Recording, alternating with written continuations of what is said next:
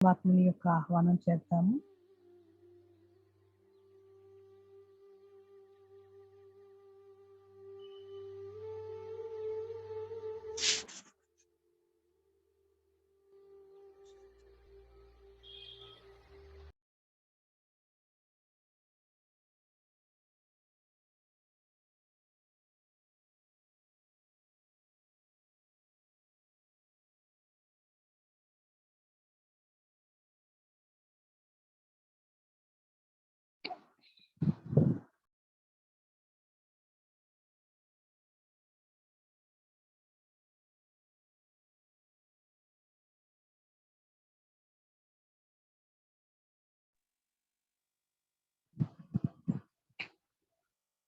అందరికీ స్వాగతము. ఇది మన 23వ శీర్షిక.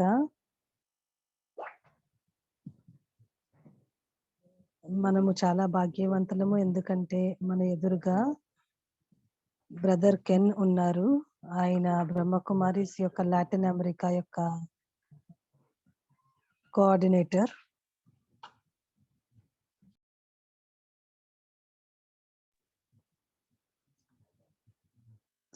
అక్టోబర్ యొక్క కథను వినిపించాలనుకుంటున్నాను. మొట్టమొదటిగాన భారతదేశం వారికి అక్టోబర్ 2 గురించి బాగా తెలుస్తుంది. ప్రపంచమంతా మహాత్మా గాంధీ గురించి తెలుసు. వారిని బాపూజీ అంటారు, ఫాదర్ ఆఫ్ నేషన్ అని అంటారు ఇండియాలోని. ఆయనతో పాటు లాల్ బహదూర్ శాస్త్రి కూడా ఉండేవారు. లాల్ బహదూర్ శాస్త్రి గారు ఎప్పుడు ఆధ్యాత్మికంగా చాలా అభిరుచిగా ఉండేవారు. వారు ఎప్పుడు జై జవాన్ జై కిసాన్ అనేవారు. అంటే జై జవాన్ అంటే ఆర్మీ యొక్క సహోదరులందరికీ కూడా ఉన్నతమైనటువంటి స్థానాన్ని కల్పించారు. అదే విధంగా రైతులకి కూడా ఉన్నతమైన స్థానాన్ని కల్పించేవారు. అందువలన వారిద్దరిని కూడా గౌరవించేవారు. ఈ ఇద్దరు ఉన్నతమైనటువంటి నేషనల్ లీడర్స్ ఇద్దరు కూడా మహాత్మా గాంధీ ఎప్పుడు నిజాయితీగా ఉండేవారు. ఇప్పుడు మనం తీసుకున్న టాపిక్ కూడా నిజాయితీ గురించే మాట్లాడుతున్నాము.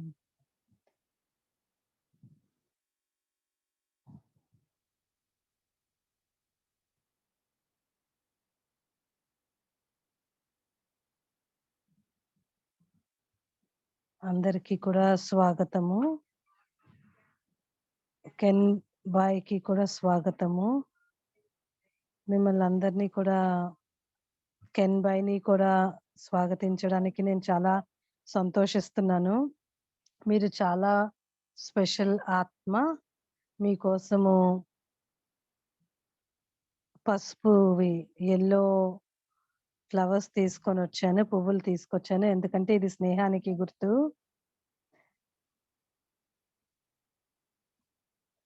ఈ రోజు మీరు మాకు నిజాయితీ గురించి చాలా విషయాల్ని తెలుపుతున్నారు. అందువలన ఈ ప్రోగ్రామ్ కి చాలా స్వాగతిస్తున్నాను.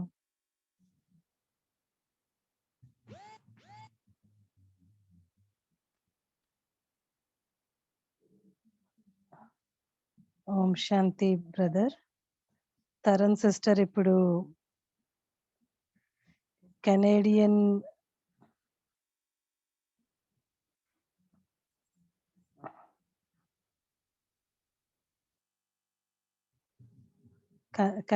ది మీకు ఇస్తున్నాము.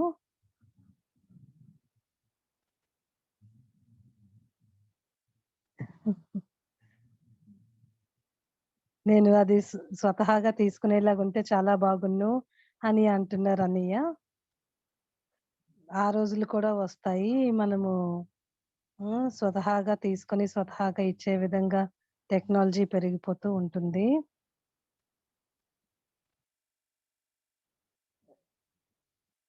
ఇది మీ 23వ ప్రోగ్రామ్, 23వ ఎపిసోడ్. ఇలాగా ఇంతకాలం నడిపించడం ఏది సులువైనటువంటి విషయం కాదు.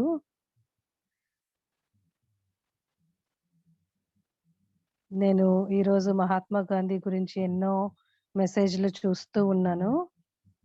వారు మానవతకి చాలా ఉన్నతమైన కార్యాలు చేశారు.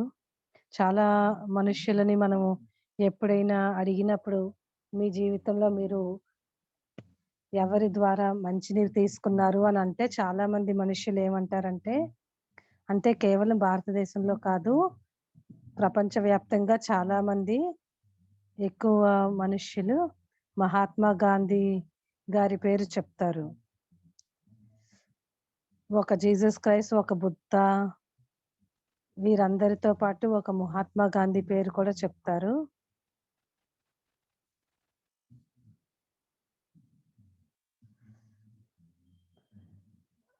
మనుష్యులకి ఏది ఆకర్షిస్తుంది అంటే అది వారి నిజాయితీయే.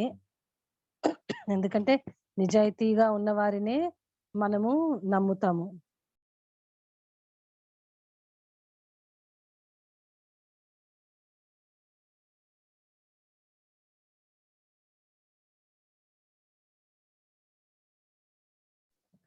ఇప్పుడు మనం కెన్ బాయ్ యొక్క ఇంట్రొడక్షన్ విందాము.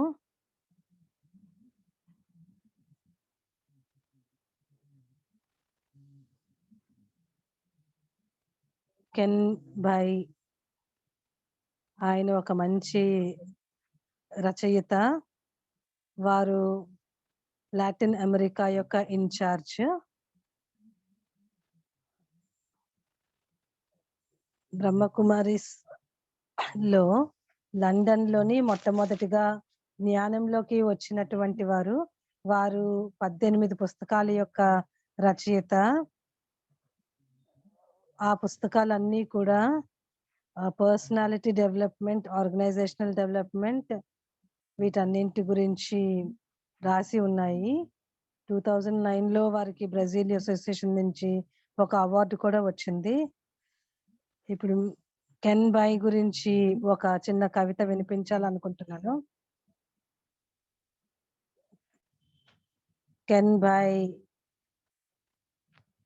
Self management leadership SML course, అది కెన్ బాయే దాన్ని రచించారు. దానికోసం ఎంతో మంది చదువుతూ వచ్చారు. మంచి రీడర్‌షిప్ వచ్చింది. వారు ప్రతి ఒక్కరి జీవితాన్ని ఎంత ఉన్నతంగా ఉంచాలి అనే వాటి విషయాలపైన తన రచనలు ఉంటాయి. ఆయన చెప్పాలనేది చాలా సూక్ష్మంగా, క్లుప్తంగా చెప్తారు. దుఃఖం నుంచి దూరంగా ఉండేటువంటి విధంగా ఎలా ఉండాలి అనేది వారి శీర్షికల్లో మనం వినొచ్చు.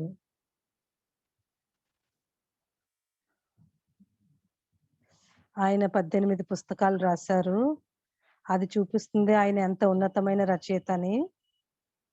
ఆయన యొక్క జీవితంలో చూసినట్లయితే ఆయన ఎంతెంత ఉన్నతంగా వెళ్లారో తెలుస్తుంది. ఆయన యొక్క ఆధ్యాత్మికమైనటువంటి మెరుపు రోజు రోజుకి కూడా పెరుగుతూ ఉన్నది. వారు ఇంకా శక్తివంతులుగా అవుతూ ఉన్నారు.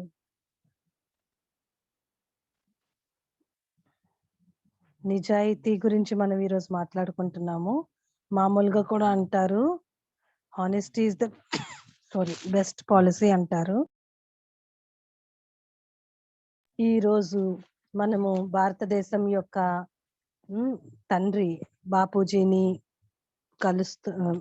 గురించి మాట్లాడుకుంటున్నాము. అలాగే మన పరమాత్ముడి గురించి కూడా, ఆ తండ్రి గురించి కూడా ఈరోజు మనం తెలుసుకుంటున్నాం. ఆ సర్వశక్తివంతుని యొక్క నేర్పించేటువంటి గుణం ద్వారా మనము ఇతరులకి కూడా ఎంతో మంది నేర్పించగలుగుతాం.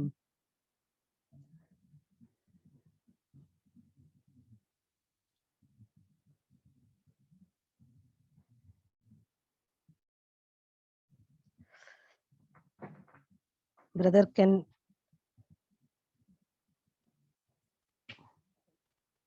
కెన్ ఇప్పుడే మనతో చెప్పారు.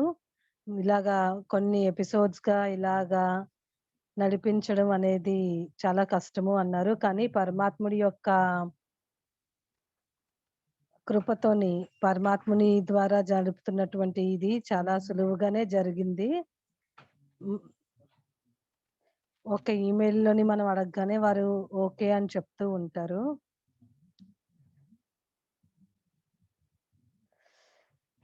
బ్రదర్ కెన్ కూడా చాలా విషయ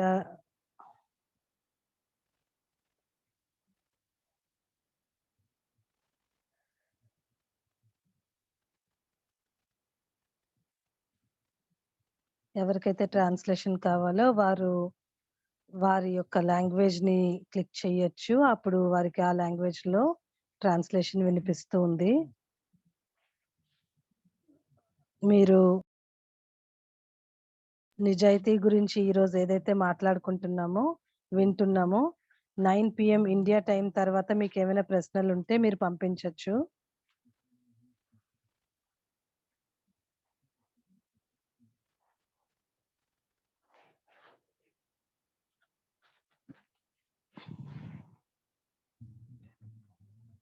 మనోజ్ భాయ్ థాంక్ యూ. మొట్టమొదటిగా నిజాయితీ గురించి మాట్లాడేటప్పుడు నేను నిజాయితీగా ఒక విషయం చెప్పాలి.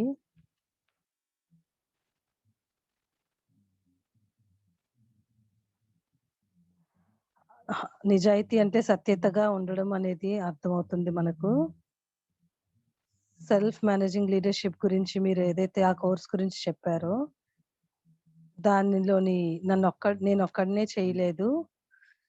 మేము ముగ్గురిమి దాన్ని రచించాము. దాని తర్వాత 108 టీచర్స్‌ని దాన్ని ట్రైనింగ్ ఇచ్చాము. దాని ద్వారా భారతదేశమంతా మేనేజ్‌మెంట్ కోర్స్ వెళ్ళింది.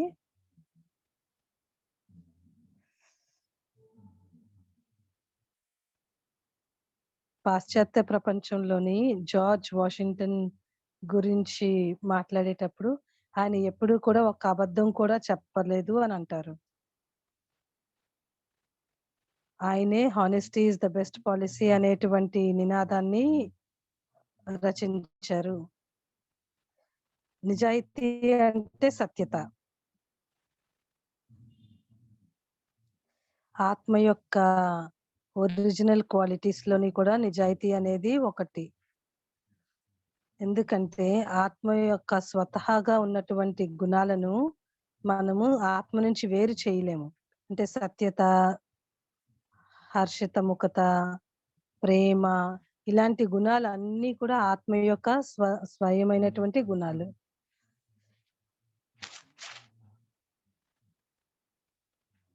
మనము ఆత్మిక స్వరూపంలో ఉన్నప్పుడే మనం 100% నిజాయితీగా ఉంటాము. సత్యంగా ఉంటాము.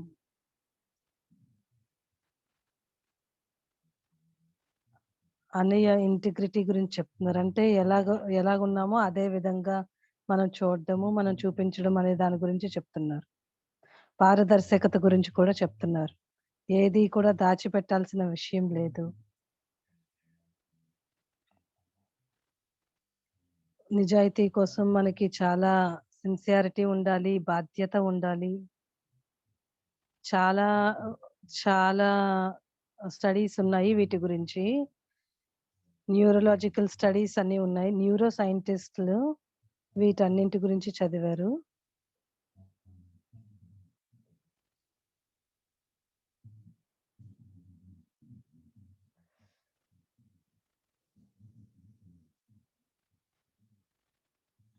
మనము ఒక స్టడీస్ గురించి మాట్లాడినప్పుడు పిల్లల పైన అది ప్రయోగించాము. పిల్లలకి సాధారణంగా చెప్తాం. టేబుల్ పైన స్వీట్స్ పెట్టి మీరు కానీ 5 నిమిషాలు ఆగితే మీకు 2 స్వీట్‌లొస్తాయి అని చెప్తాం.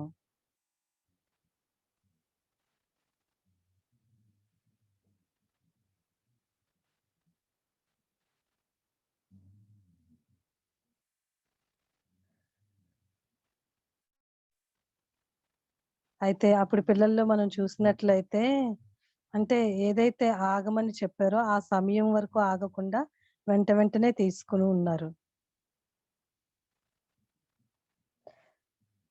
ఈ స్టడీస్‌లో ఏం చూపిస్తుంది అంటే ప్రతి మనిషి కూడా ఒకటో, రెండో అబద్ధాలు చెప్తూ ఉంటారు అనేది ఈ స్టడీస్‌లో తెలిసింది. కొన్ని సార్లు ఇతరులు బాధపడకూడదు అని కూడా మనం కొన్ని అబద్ధాలు చెప్తాం. ప్రతి రోజులో ఒకటో, రెండో అబద్ధాలు చెప్పినట్లయితే, ఒకవేళ రోజంతట్లోని 60 మందిని కలిసినట్లయితే 60 సాకులు, అబద్ధాలు చెప్పవలసి వస్తుంది.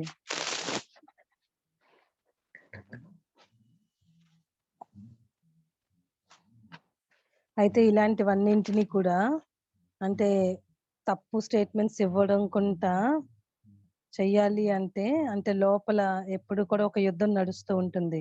నేను చెప్పాలా? వద్దా? నేను మాట్లాడకుండా ఉండాలా? నేను ఒకవేళ నా నోరిప్పినట్లయితే రేపు ఏవైనా మార్పులు చెందొచ్చు.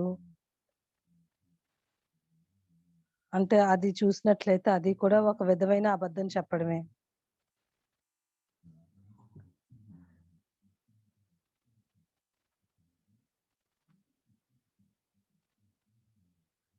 అంటే ఇవన్నీ కూడా బ్రెయిన్‌లో జరుగుతాయంటారు. అంటే బ్రెయిన్‌లోని ఉన్నటువంటి ఆర్గన్స్ ఏవి చెయ్యవు. కానీ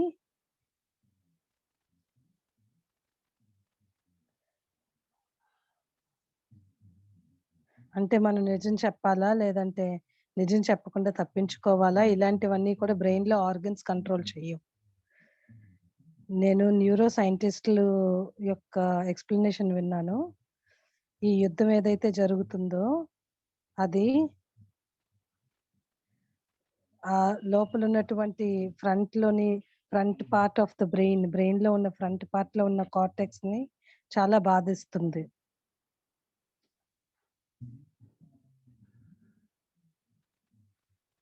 కానీ ఎప్పుడైతే ఆ యుద్ధం సమాప్తి అయిపోతుందో,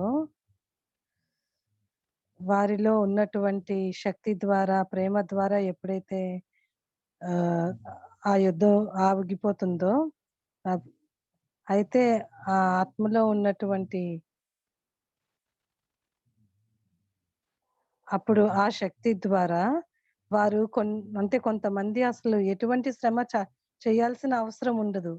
అంటే నిజాయితీగా ఉండడానికి శ్రమ పడాల్సిన అవసరం ఉండదు. అది చాలా సర్వసాధారణంగా వారి నుండి వచ్చేస్తుంది. ఇది చాలా, చాలా అద్భుతమైనటువంటి విషయం. నేను ఎప్పుడు కూడా సహజంగా, నిజాయితీగా, సహజంగా, పవిత్రంగా ఎలా ఉండాలి అనేది. దాని అంటే మెడిటేషనే దానిని మనకి నేర్పిస్తుంది.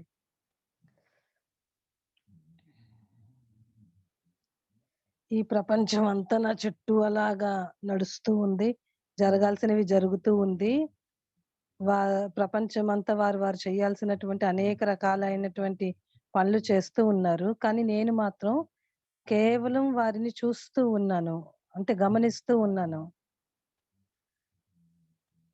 బయట చాలా జరుగుతూ ఉండొచ్చు.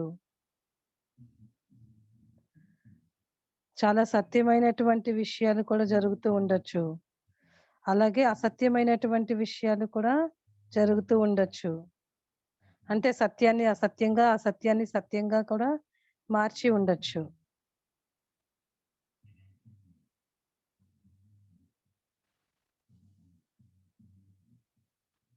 మనం అంటూ ఉంటాం. ఈ శరీరం ఒక ఫోర్స్, మాయ యొక్క ఫోర్స్ అని చెప్తూ ఉంటాము. కానీ అది కాదు. ఒకవేళ నేను ఆంతరికమైనటువంటి సీటు పైన కూర్చున్నాననుకోండి, నా మస్తకంపై కూర్చున్నానట్టు అనుకోని, నేను లోపలికి ప్రయాణించినట్లయితే, అప్పుడు నేను నా ఆంతరికమైనటువంటి గుణాలను ఒక్కసారి నేను గమనించుకున్నట్లయితే, నేను లోలోపల సత్యమైన వారిని. ఆత్మ సత్యమైనది.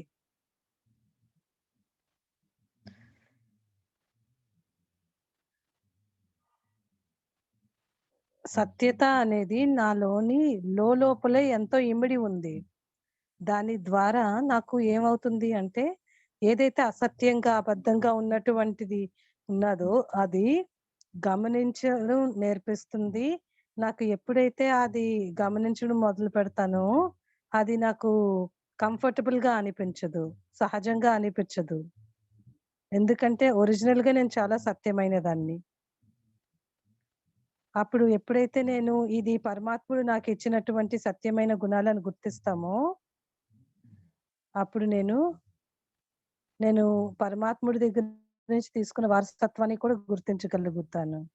ఈ గుణాన్ని నేను పరమాత్ముడి దగ్గర నుంచి తీసుకున్నాను అని కూడా గుర్తిస్తాను.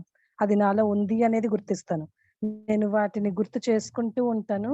నేను నా లోపల నుంచి బయటకు తీసుకొనొస్తూ ఉంటాను. ఎందుకంటే నా ఆంతరికమైన సత్యత ఏదైతే ఉందో, దానిపైన మనం ఎప్పుడైతే ఉంటామో అప్పుడు ప్రపంచంలో జరుగుతున్నదంతా చాలా క్లియర్‌గా అనిపిస్తుంది. నేను ప్రతి ఆత్మను అసలు వారు ఎక్కడున్నారు? అంటే వారి యొక్క పరిస్థితి ఏంటి అనేది నేను అర్థం చేసుకోగలను. అంటే ఎవరైనా ఒక వ్యక్తి యొక్క ఆహ్, కర్మ నన్ను చాలా బాధించొచ్చు. కానీ నేను నా స్వధర్మంలోని సత్యత అనేటువంటి స్వధర్మంలో ఉన్నట్లయితే, ఎదుటివారు నన్ను ఎన్ని తప్పులు చేసినా, ఆ తప్పులులోని మునిగిపోయి ఉన్నా, నాకు సహయోగం ఇవ్వకపోయినా, నాకు అది ఒక సంగీతంలాగే అనిపిస్తుంది. ఎందుకంటే నేను నా లోపల ఉన్నటువంటి సత్యతతోని కనెక్ట్ అయ్యున్నాను. అప్పుడు నాకు తెలుస్తుంది నేను వారిని రెస్పెక్ట్ చేయాలి, జాలిని చూపించాలి అనేది. అంతే తప్ప ఇంకే ఫీలింగ్ కూడా ఉండదు.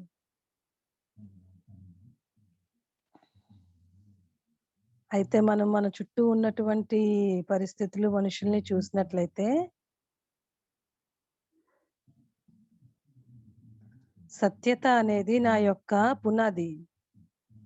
నేను దాని నుండి ప్రపంచంలోకి వెళ్ళాలి. అయితే సత్యతకు మూలం ఏంటి అనంటే నిజాయితీ. సత్యత యొక్క ఆయుధము నిజాయితీ. నేను ఏది ఎలా చూస్తాను అనేది దాని మీదే ఆధారపడి ఉంటుంది.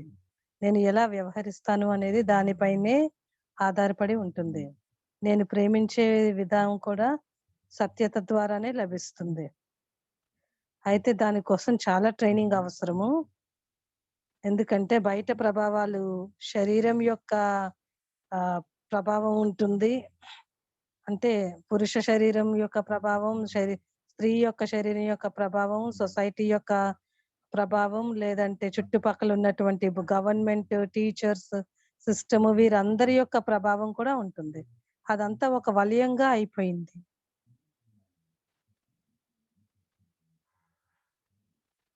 అందువలన నేను నా ప్రొఫెషనల్ వర్క్‌లో నేను ఒకటి చదవాల్సొచ్చింది.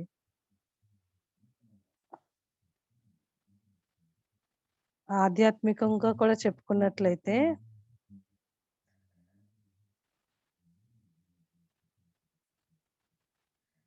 స్వయం పై సెల్ఫ్ డిసెప్షన్ గురించి స్టడీస్ చేస్తాం. అంటే నన్ను నేను నిరూపించుకోవడం విషయం యొక్క స్టడీస్ జరిగింది.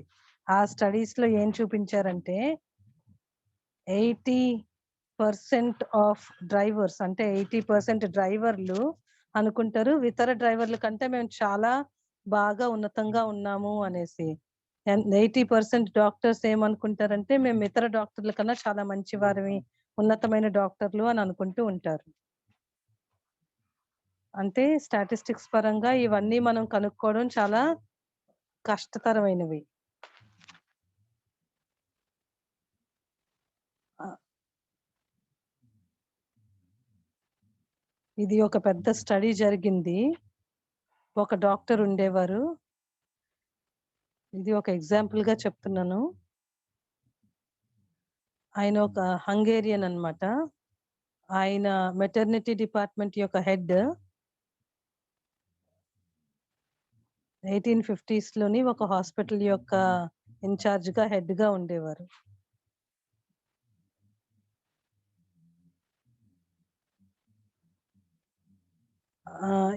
ఇది ఎలాంటి సమయం అంటే అప్పటికి బాక్టీరియాని కూడా, మైక్రోబ్స్‌ని కూడా అర్థం చేసుకోలేదు. బాక్టీరియా వల్లే అనేకమైనవి జరుగుతాయి అనేటువంటిది మనం అర్థం చేసుకోలేదు. అలాంటి సమయం యొక్క విషయం చెప్తున్నాను. అయితే ఈ హాస్పిటల్‌లో ఏం జరుగుతూ ఉందంటే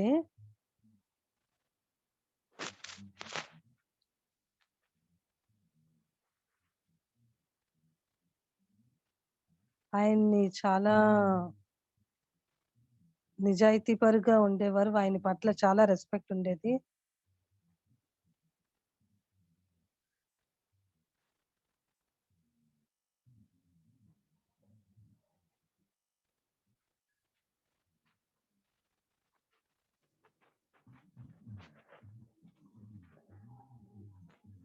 2 వార్డ్స్ ఉండేవి. అక్కడ అంటే మెటర్నిటీ హాస్పిటల్ కాబట్టి అక్కడ ప్రసూతి అనేది జరిగేది. ఒక వార్డ్‌లో డాక్టర్స్ ఉండేవారు.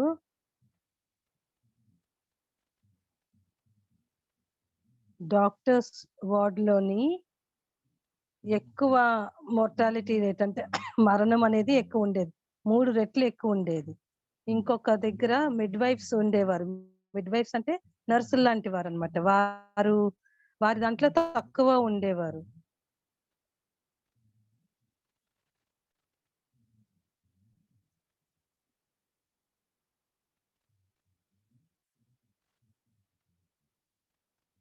ఆ రోజుల్లోనైతే హాస్పిటల్‌లు కూడా అంత హైజీనిక్‌గా ఉండేవి కాదు.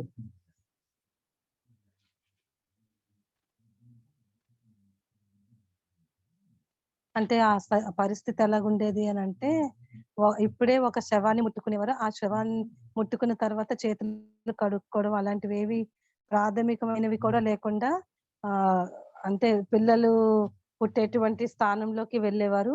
ఆ పిల్లలు పుట్టడానికి కావాల్సినటువంటి ట్రీట్‌మెంట్ చేసేవారు.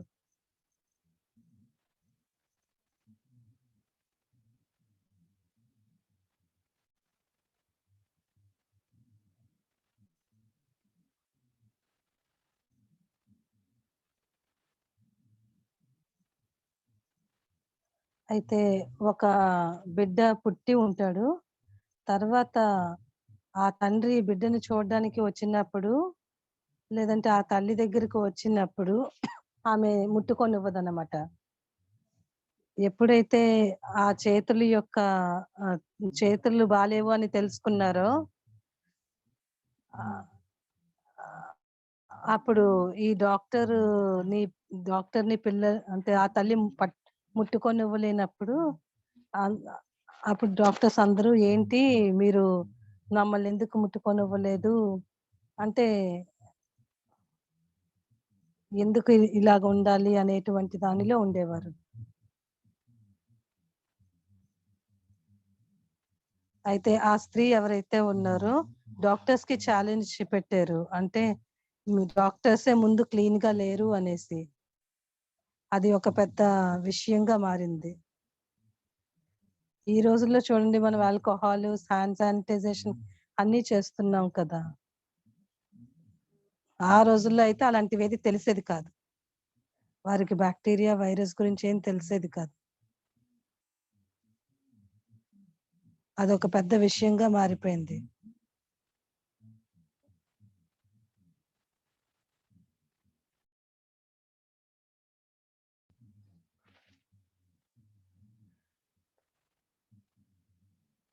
అప్పుడు ఆ డాక్టరు ఎప్పుడైతే తనని మార్చుకున్నారో ఆయనే ఒక ముఖ్యమైన వారిగా మారారు.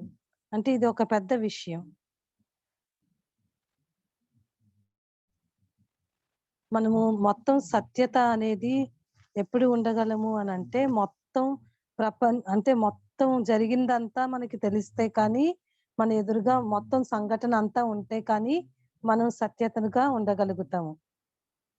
ఒకవేళ మనకి స్వయం గురించి కానీ, పరమాత్ముడి గురించి కానీ, అయితే ఈ ప్రపంచంలోని ఏది జరుగుతుంది, ఈ ఆటలో ఏం జరుగుతుంది అనేది ఏది తెలియనప్పుడు, ఆధ్యాత్మికత గురించి ఏది తెలియనప్పుడు, అప్పుడు మనం అప్‌సెట్‌గా ఉంటాం. మనకి జ్ఞానం లేదు అంటే మనం సత్యంగా ఉండలేము.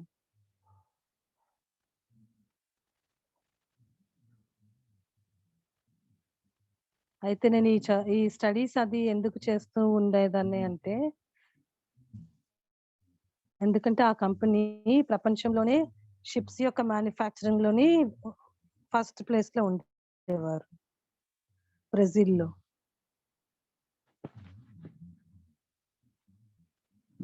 ఆ షిప్ ఎంజిన్స్ అన్నీ కూడా పెద్ద పెద్దగా ఉండేవి. పెద్ద ఈ కంపెనీ అంటే వారి యొక్క ప్రొడక్ట్ కోసం వెయిటింగ్ లిస్ట్ ఉండేది. అలాగా. అంత పెద్ద కంపెనీ అన్నమాట.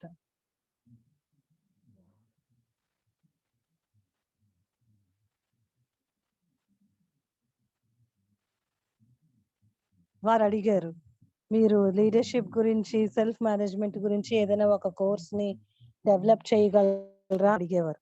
అయితే వారప్పుడు ఏం చెప్పారు అంటే, మా దగ్గర అన్నీ ఉన్నాయి కంపెనీలని. కానీ మాకు మా మధ్యలో ఉన్నటువంటి సంబంధాల గురించి మాకేమీ అర్థం కావట్లేదు.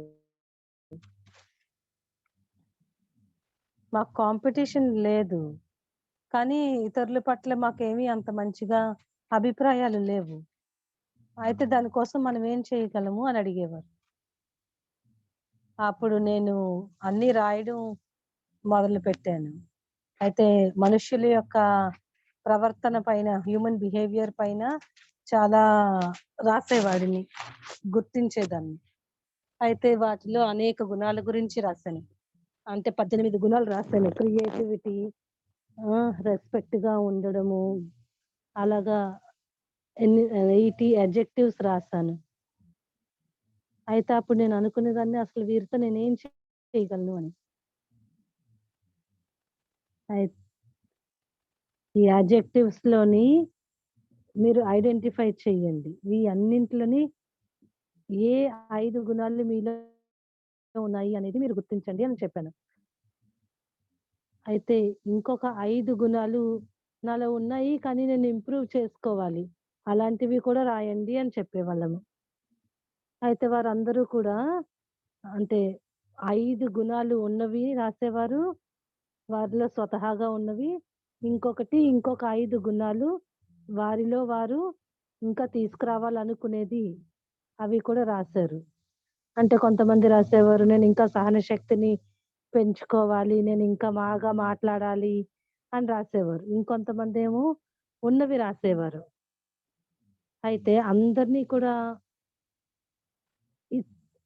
ఒకటి చెప్పాము. ఇతరుల యొక్క లిస్ట్ ఏదైతే ఉందో దాన్ని ఒక స్కోర్ రాయండి అని. దాని యొక్క స్కోర్ రాయండి.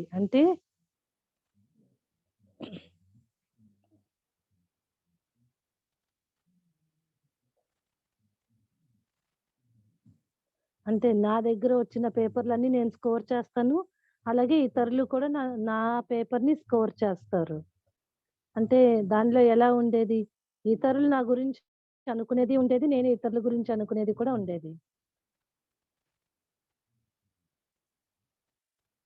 అయితే అప్పుడు మనతో మనం నిజాయితీగా లేకుండా ఉండడం, ఆపడం కోసము మనము ఇలాంటివి చేస్తూ ఉండాలి.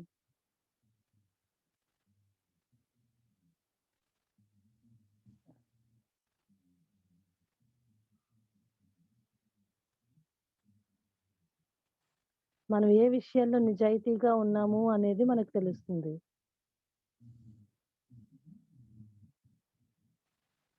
అంటే మనం ఏదైనా మన గురించి రాసుకున్నాము. కానీ అది ఇతరుల యొక్క లిస్ట్‌లోని లేదు మన గురించి. అంటే మన గురించి మనం దాచిపెట్టుకుంటున్నాము అని అర్థం.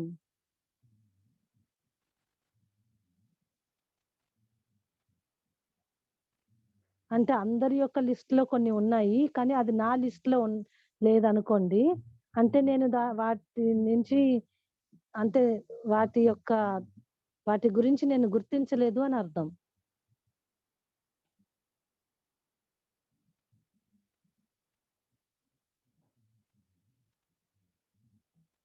అయితే హానెస్టీ గురించి మాట్లాడినప్పుడైతే 3 కేటగరీస్‌గా మనం చెప్పొచ్చు. హ్మ్. ఫస్ట్‌ది ఏంటనుకుంటామంటే, నేను ఏదైతే చేస్తున్నానో అది రైట్‌గా అని నాకనిపిస్తుంది. కానీ ఇతరులు దాన్ని ఎప్పుడు గమనించరు. కొన్ని రెండవదేంటి అనంటే, అందరికీ తెలుసు ఆ విషయము. కానీ నాకది తెలీదు. అందుకే మనం అంటాం నేనసలు అనుకోనే అనుకోలేదు. నువ్వు నా గురించి ఇలాగ ఆలోచించావు. నువ్వు నా గురించి అలాగ అనుకుంటున్నావు అని. అంటే అక్కడ ఏదో ప్రాబ్లమ్ ఉందనర్థం. ఇదంతా కూడా నిజాయితీకి సంబంధించినటువంటి విషయం కదా! ఇది కేవలం అంటే ఇది సగం సగం సత్యం చెప్పిన విషయం గురించి కాదు. ఇంగ్లీష్‌లో ఒక మాట అంటారు. అంటే ఒకవేళ మనం సగం సత్యం చెప్పినట్లయితే, అంటే మనం పూర్తిగా అబద్ధం చెప్పినట్లే.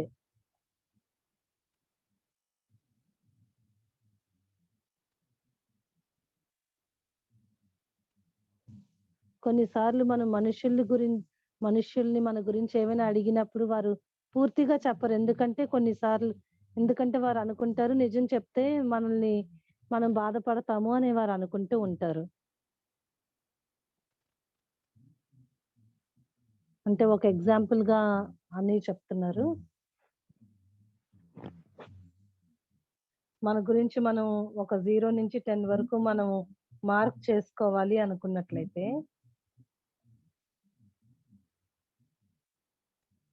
మనము ఇతరుల్ని కలిసేటప్పుడు వారికి కాంప్లిమెంట్స్ ఇస్తాం కదా! మరి ఆ కాంప్లిమెంట్స్ ఇచ్చినప్పుడు నిజంగా మనం జెన్యూన్‌గా ఉన్నామా? అందరికీ కాంప్లిమెంట్స్ ఇస్తున్నాం. కానీ ఎవరైనా ఒక వ్యక్తి ఎప్పుడు మనకి సమస్యగా ఉన్నారనుకోండి. కానీ నేను మాత్రం వారితో చాలా హర్షితంగా ఉండాల్సిన పరిస్థితి ఉంది. అప్పుడు నేను వారి పట్ల ఏదైతే కాంప్లిమెంట్ ఇస్తున్నానో అది జెన్యూన్‌గా ఉందా అని అడుగుతున్నారు. ఎలాగైతే ఇప్పుడు మన ఆర్గనైజేషన్‌లో కానీ, కుటుంబంలో కానీ మనకన్నా పెద్దవారు ఎవరైతే ఉన్నారో అలాంటి వారి దగ్గర కొన్నిసార్లు మనం కరెక్ట్‌గా ఉండము. అంటే అక్కడ అబద్ధమే కదా చెప్తున్నాం. అయితే ఇండియాలో నేను ఒక వర్క్‌షాప్ హైదరాబాద్‌లోని చేస్తూ ఉన్నాను. అప్పుడు నేను ఎస్ఎంఎల్ యొక్క యాక్టివిటీస్ చేస్తూ ఉండేదాన్ని 90స్‌లో.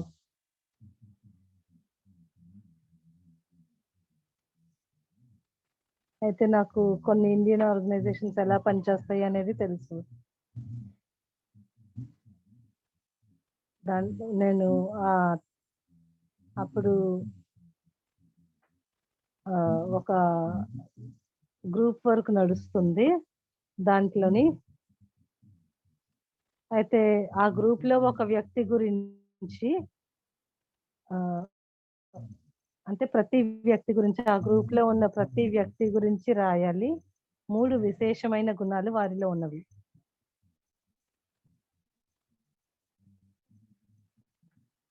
రాసిన తర్వాత లేదంటే ఆలోచించిన తర్వాత వదిలేయడం కాదు.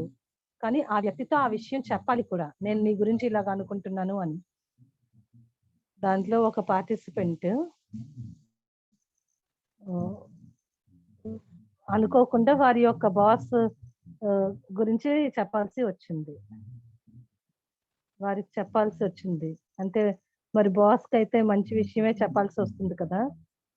అయితే ఆ వైస్ ప్రెసిడెంట్‌తోని ఆ వ్యక్తి 20 సంవత్సరాలుగా పనిచేస్తూ ఉన్నారు.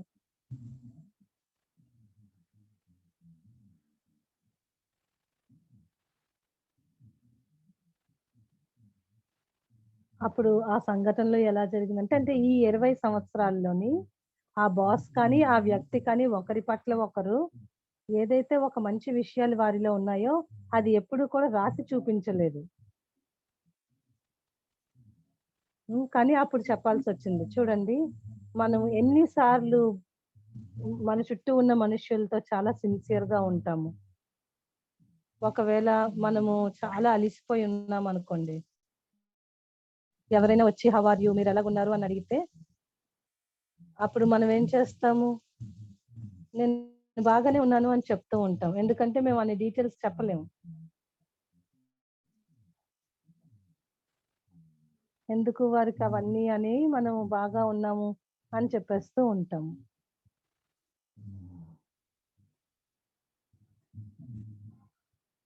ఒకవేళ నేను ఎ హ్మ్. మనము ఎవరైనా ఒక వ్యక్తితోని అంటే వారిని పక్కకు పెట్టేయాలని అనుకుంటాం. వారితో సంభాషించకూడదు అని అనుకుంటాం.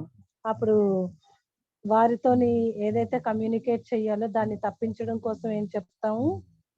మేము చాలా బిజీగా ఉన్నాము అని చెప్పేస్తూ ఉంటాము. అంటే వారికున్న విషయం చెప్పలేదు. కానీ మనం బిజీగా ఉన్నాం అని చెప్పాం. అంటే ఇది నిజాయితీ కాదు కదా!